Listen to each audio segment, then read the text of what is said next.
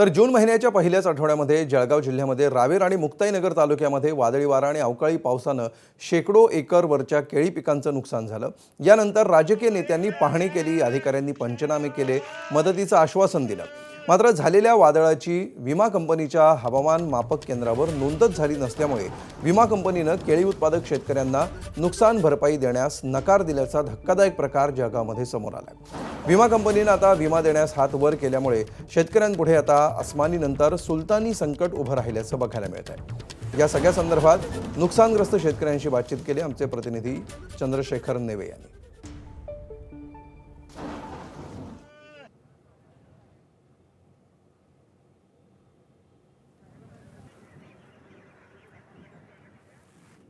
आमची राज्य शासनाला ही विनंती आहे की ही जी विमा कंपनी आहे याने आमचे क्लेम जे आहे 72 तासाच्या आतमध्ये नियमामध्ये आम्ही कंप्लेंट करायला पाहिजे होती। ती कंप्लेंट करून आता रिजेक्ट होत आहे। तर रिजेक्टचं कारण ते देत आहे की अंतोर्ली गावाचं जे वादळ झालं त्या ठिकाणाहून 12 किलोमीटरवरती त्यांचं मशीन आहे, त्या मशीनमध्ये नोंद झाली नाही म्हणून ते आम्हाला रिजेक्टचे मेसेज पाठवत आहे। 72 तासाच्या आत शेतकऱ्यांनी त्यांच्या तक्रारी पोर्टलवरती कंपनीच्या नोंदवलेल्या असल्यावर कंपनीने सरळ रिजेक्टचे मेसेज शेतकऱ्यांना टाकले आणि आजची परिस्थिती अशी आहे की आज जवळजवळ 15-17 दिवस आज होऊन गेले, एकही ॲग्रिकल्चर इन्शुरन्स कंपनीचा मनुष्य ह्या भागात फिरकत नाही आहे पंचनाम्यासाठी।